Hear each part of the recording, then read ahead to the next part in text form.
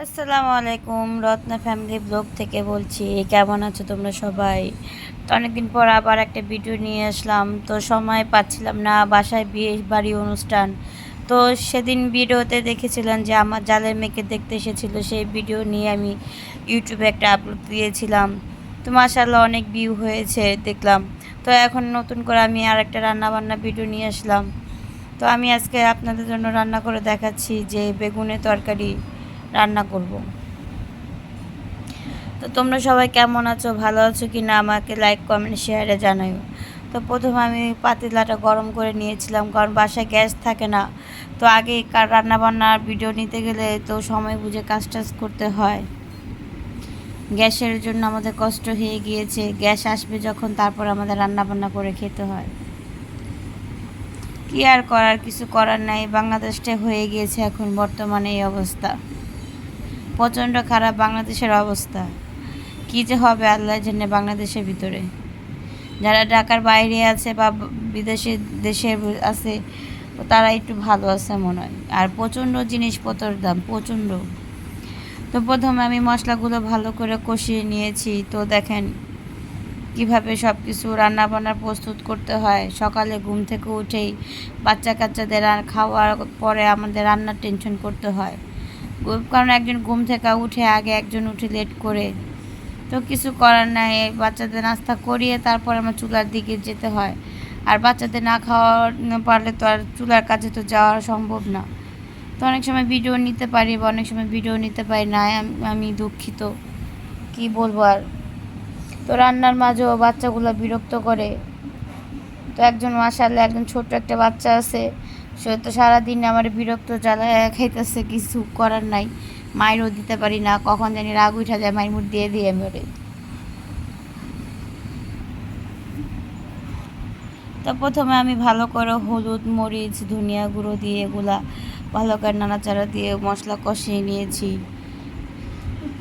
তো কে কীভাবে রান্না করতে ভালোবাসো, পছন্দ করো, তোমরা আমাকে লাইক কমেন্টে জানাবা। আর তোমরা কিন্তু আমার চ্যানেলটাকে সবাই সাবস্ক্রাইব করবো, অনেক দিন পর আমি একটা ভিডিও নিয়ে আসলাম। তো সব কিছু তো সম্ভব হয় না চ্যানেলে ভিডিও দেওয়ার জন্য। সংসার, বাচ্চা কাচ্চা, বাচ্চাদের স্কুল পড়াশোনা, তারপরে বাজার সদাই, একটা অনেক টেনশন সংসারের ভিতরে, প্রচণ্ড টেনশন। টেনশন ছাড়া তো কথাই নেই। ঘুম থেকে উঠলে পরে একটা টেনশন ফিল হয় মাথার ভিতরে, যে কী দিয়ে কী করব না করব। আর ঘুম থেকে ওঠার পর সাথে সাথে তোর মন মাইন্ড ঠিক থাকে না। তো আস্তে ধীরে মন মাইন্ড ঠিক করার পরে আমাদের রান্নাবান্না কাজে যেতে হয়। তো ঘরে যদি সব কিছু থাকে তো রান্না করতে সময় লাগে না, তাড়াতাড়ি ঝটপট হয়ে যায়। এর মধ্যেও থাকে না চুলার ভিতরে গ্যাস, বাবা কী অবস্থা, গ্যাসের অবস্থা তো আর কিছু বলেই যায় না। এই থাকে এই নেই। তো আজকেও আমাদের বাসায় গ্যাস ছিল না, রান্না করতে অনেক লেট হয়ে গেছে। তো এই অল্প আছে না দিলেই পারে, বন্ধ করে দিতে পারে বর্তমানে যারা বাংলাদেশের দায়িত্বে নিয়ে আছে। বা ছাত্ররা যে দায়িত্ব নিচ্ছে, কিন্তু ছাত্ররা তো দেখতেছে না বাসা বাড়িতেছে কী সমস্যা হইতেছে। তাতে দাবি তো আর শেষ হইতেছে না, দাবি যে কবে শেষ হবে আল্লাহ জানে।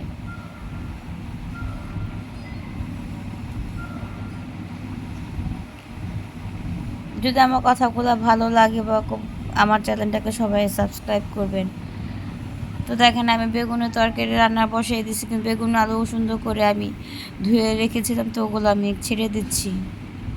তো রান্না বান্নার ফাঁকে অনেকের সাথে অনেক কথা হয়ে যায়, আর আমার কথাগুলো যদি খারাপ লাগে আমাকে মাফ করবেন, সরি, এর জন্য সরি বলতেছি। কিছু করার নেই, না পারতে অনেকগুলো কথা বলে ফেলছি। তো বাংলাদেশের যে অবস্থা কি বলবো, সেটার জন্য আমার মুখ দিয়ে অনেক সময় অনেক কথা বের হয়ে যায়। কারণ রাস্তায় বের হলে বোঝা যায়। সেদিনও আমি একটু মার্কেটের কাজে বের হয়েছি, মানে এক এক জায়গায় এক এক রাস্তা বন্ধ করে রাখছে। কী কারণে বন্ধ করে রাখছে কোনো উদ্দেশ্য নেই, রাস্তাঘাট বন্ধ। মানে রিক্সাওয়ালারা যাতায়াত করতে পারতেছে না, অনেক সমস্যা হইতেছে, অনেক অবস্থা। আর রাস্তাঘাট অনেক যানজট হয়ে গেছে, প্রচণ্ড যানজট। মানে একটা ইমার্জেন্সি রুগী হসপিটালে নিতে নিতে রাস্তায় মারা যাবে এমন অবস্থা। মানে কি বলবো, হাসিনা তো চলে গেছে তো ভালো কথা, তো তোমরা বাংলাদেশটাকে ঠিক করো, এখনও তোমরা বাংলাদেশটাকে ঠিক করতে পারতেছো না। এটা একটা কথা হইলো? তোমরাও আরও বাংলাদেশটার আরও অবস্থা খারাপ করে দিতেছো। এখনই মারামারি, ডাকাতি, ছিনতাই বা গুম করে ফেলতেছে, কি করতেছে না করতেছে। টিভি চ্যানেলটা খুললে এসব জিনিস দেখা যায়, মানে কি বলবো, না বলেও পারি না এখন। তো কথার মাঝে মাঝে আমার রান্নাটাও শেষ হয়ে গেছে। তো দেখেন, রান্না করতেও আমার অনেক ভালো লাগে যদি সব রেডি থাকে। আর রান্না করতে সব মশলা পারফেক্ট মতন সব কিছু দিয়ে দেখেন আমার তরকারিটা বলক হয়ে আসছে, আমার আলু টমেটো বেগুন সব গলে গিয়েছে। তো কার কার বেগুনের তরকারিটা খেতে ভালো লাগে আমার সাথে কমেন্টে জানাবেন, শেয়ার করবেন। তো এই বেগুনের তরকারি দিয়ে কিন্তু সকালে পরোটা ভাজি যে আমরা খাই, আমার কিন্তু বেগুনের তরকারি রান্না করতে ভালো লাগে, পরোটা খেতে ভালো লাগে। অনেক সময় ডাল ভাজি দিয়েও খাই, বা বেগুনের তরকারি বা মিষ্টি কুমড়া তরকারি থাকলেও আমি সেটা খাই। তো আমি এখন ইলিশ মাছগুলো ছেড়ে দিচ্ছি, ইলিশ মাছ, কারণ মাছের সংখ্যা কম, আমাদের খাওয়া দাওয়ার মাছেরও মানুষ কম,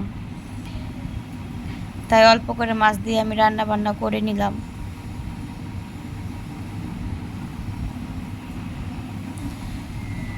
তো কার কার রান্না পছন্দ লাগে রান্না করতে আমার সাথে শেয়ার করতে পারো। তো আমি রান্না করতেছি আর একটু ভাপে ভাপে ঢাকনা দিয়ে ঢেকে দিচ্ছি যাতে মাছগুলো সুন্দর ভাপে আসে। ভাপে না আসা পর্যন্ত তো আমি রান্নাটা কমপ্লিট করতে পারতেছি না। তো এখন প্রায় মাছের রান্নাটা আমার হয়ে গেছে। তো মাছগুলো আর একটু ঝোলে ডুবিয়ে দিতে হবে। তো দেখেন আমার রান্নাটা প্রায় শেষের দিকে। যদি আমার ভিডিওটা ভালো লাগে লাইক কমেন্ট শেয়ার সাবস্ক্রাইব করবেন। এবং আমার একটা পেজ আছে সাজিয়া লাইফস্টাইল, তো আমার সেই পেজে গিয়েও আপনারা আমাকে একটা ফলো দিয়ে আসতে পারেন। আর আমি যদি কোনো ভুল রকম কথা বলে থাকি তো আমাকে মাফ করবেন। আর সবাই আমার চ্যানেলটাকে সাবস্ক্রাইব করবেন। আজকের মতন ভিডিও এখানে শেষ, পরে ভিডিওর জন্য অপেক্ষায় থাকেন আপনারা। ধন্যবাদ।